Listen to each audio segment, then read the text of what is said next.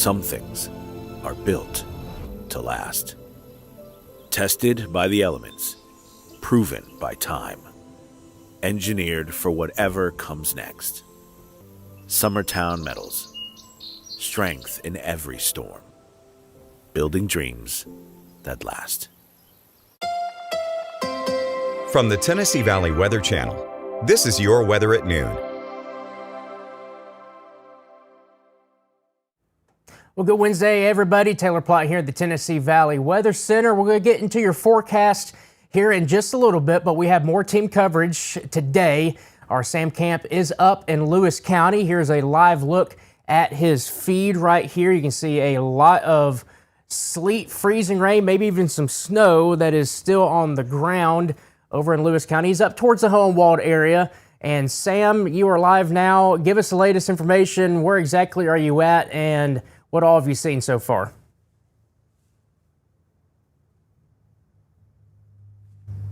And we might have... Me, Taylor. There he is. Go ahead, Sam. I'm pretty deep back just off of the highway, I think Highway 20 that connects Summertown and Summertown Hohenwald. And I've seen quite a bit of icing still remaining on all surfaces except the main road.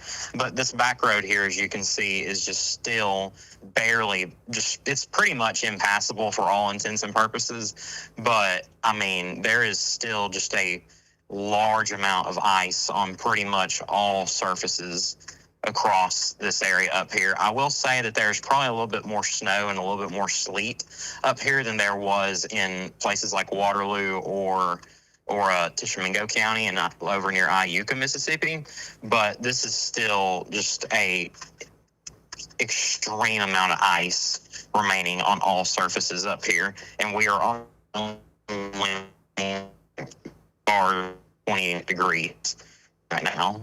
Yeah, so you're still relatively below freezing. So obviously you're on one of the secondary back roads. How are the highways looking? I imagine, actually, I don't know what highway you went in on. Did you come in on 412, or what are the major highways looking like? Because obviously the back roads that we see right there, they're relatively still covered with ice. So, I can't sometimes between I on the connects or wall, but pretty much clear get some, and it becomes a little bit iffy. Jill and T-Dot and well, it's how the department have done keeping it clear. The highway and was relatively clear too. My road very, very. I saw where the such. I will say you're breaking up just a bit, so you might have to get into a bit more of a more reliable area to see your feeds also going in and out as well. But it sounds like what you're talking about is the highways are relatively good, but it is the side roads that are still relatively bad. Yes. I think the trail, like I'm crossing now, there's some sort of utility line down. But you can also see off to the left, possibly the feed's probably a little delayed, but there's just tree down the side road. You're just tree stuff like that. There's still an incredible amount of ice. Yeah, we can still see a lot of ice, and you're still breaking up. So it seems like we got your feed up, but it seems like the cell service, at least what we're using right here, is struggling a bit. So I would just go ahead and say just stay safe out there. Obviously, we can still see that there's some trees down and such, and obviously the roads are still relatively ice covered. So with the lack of good cell phone service, we'll go ahead and let you go, and hopefully you can stay safe out there. And obviously we're going to be getting a bit more drone footage and some videos and photos from you later on. So stay safe out there, Sam, if you can still hear me, and we'll check in on you a little bit later on. So that is our SAM camp that is there in Lewis County. Obviously, as you heard, that there's a bit of some cell coverage issues there, not surprisingly, with him being out in the county. And I know he's getting close to Hohenwald, but what he's been reporting over there is there's a lot of ice still on the trees. As you can see, there's still a lot of ice on the roadways, but it seems like he's come up to a major highway there. Not sure which one it is, but you can see that that has been relatively cleared off and looking relatively ice-free. So it looks like the majority of the issues up there are still just on the side roads and back roads. But the thing I'm seeing, there's still trees that are dealing with ice. Looks like there's some trees that have fallen because of the ice, but it's possible that at least the area that he's at right now maybe ended up being a bit more sleet as opposed to just dealing with the freezing rain. Obviously, sleet just impacts the roadways, and it will be a little bit grippy early on as the sleet falls, but as cars keep going over and over and over, it packs it down. It becomes a solid layer of ice, and you can't drive over it. Freezing rain, on the other hand, that accumulates on the roads, but also the trees and the power lines. That's the problem that we ended up having across parts of northwestern Alabama into northeast Mississippi and here across parts of southern Tennessee. All right, let's get into your forecast. We got a lot to talk about. We're going to start off with the Arctic Air Skycam network. Here in Lawrenceburg, it's still below freezing, 29 degrees right now with a dew point of 24. Got a west wind at 5, but you see the sun starting to come out after a cloudy and foggy start to our Wednesday. Had some freezing fog early on, and we might have some more freezing fog to deal with tomorrow on Apache side. I don't think it's going to be overly widespread or overly significant, but there could be some more patchy freezing fog across the area tomorrow. But Lawrenceburg right now, seeing the sunshine come out, that will help that 29-degree temperature reading warming up into the 30s later on. Here's a look at Summertown. Sam Camp did drive through Summertown, and you see there's still a lot of ice on the trees. You got some ice, some sleet, some snow down there on parts of the roadways and on the grassy surfaces as well.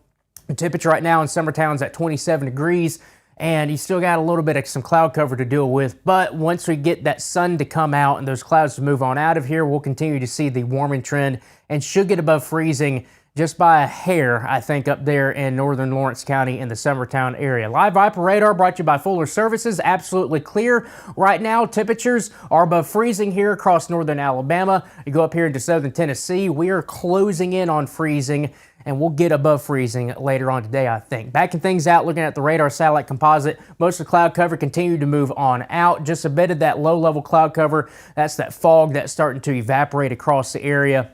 That will continue to move on through with the sunshine peeking through as we go throughout the remainder of the day. The afternoon forecast, just a few clouds expected, high temperatures getting up into the upper 30s and lower 40s. Here are your forecast highs for today. 41 for Huntsville and Owens Crossroads, also 41 from Athens all the way over here towards the Shoals and Red Bay, 35 in Mount Pleasant, 34 in Columbia, and 34 in Hohenwald. So we do anticipate those areas that have seen a lot of ice to eventually get above freezing today. Evening forecast, a bit more cloud cover moving in overnight tonight. Temperatures drop down into the 20s, maybe some teens, especially for the areas that have still seen a lot of that ice and snow on the ground. I do anticipate we get into the middle 20s here across parts of northern Alabama with the cloud cover moving overhead. That will kind of limit the extent of how low we get temperature-wise across northern Alabama. Tomorrow, I think most places, if not everybody, gets up into the 40s. Hohenwald and Columbia, you still might be getting up to 39 degrees, but there's a shot you get to 40 degrees for your Thursday. Expect low to mid 40s here across parts of northern Alabama with some clouds here and there throughout your day on Thursday.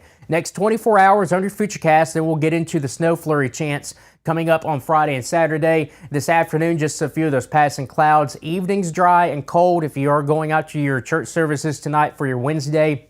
You need that jacket, of course. Going into your Thursday, just a few clouds expected. Temperatures getting up to the 40s. Our big story outside of the snow flurry chance is the very cold temperatures moving in over the weekend. 22 for a high on Saturday. These are the wind chills getting down to 2 below, if not further, for your Saturday morning. It's going to feel downright cold. Same situation for your Sunday morning. We stay below freezing on Sunday, and then we quickly get back into the middle 40s by the time we hit Tuesday. Rain chances, or in this case, are going to be snowflake chances across our area. We have bumped things up to 20% here for Friday into Saturday, and then another shot at maybe some snowflakes coming in on Monday. But let's talk about the one on Saturday.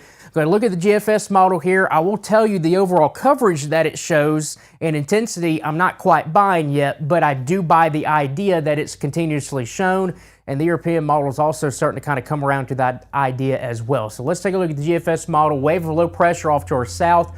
Some rain showers, snow showers possible on your Friday.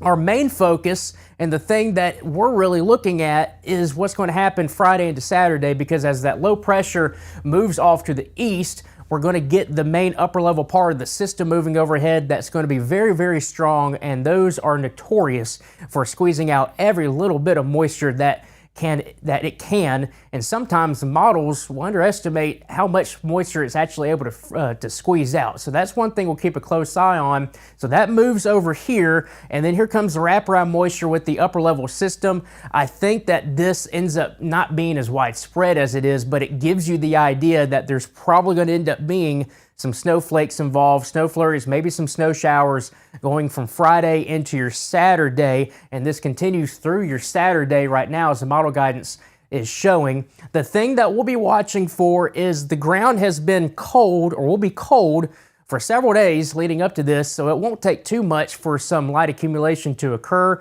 Right now, we don't anticipate major issues. We're not talking about 2, 3, 4, 5 inches of snow. Just a little bit of some light accumulation, that's a dusting, maybe a tad bit more.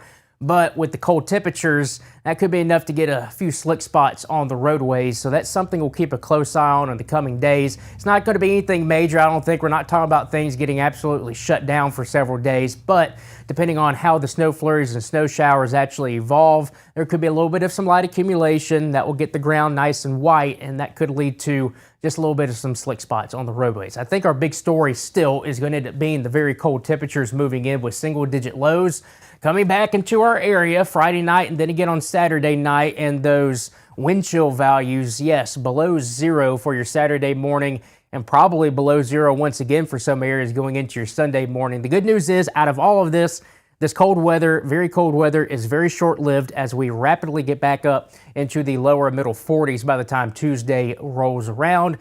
And that should continue into next week as well, as temperatures probably get back up into the 50s at some point. So again, we'll keep a close eye on Friday and Saturday. Right now, it's not anything that I'll be overly concerned about.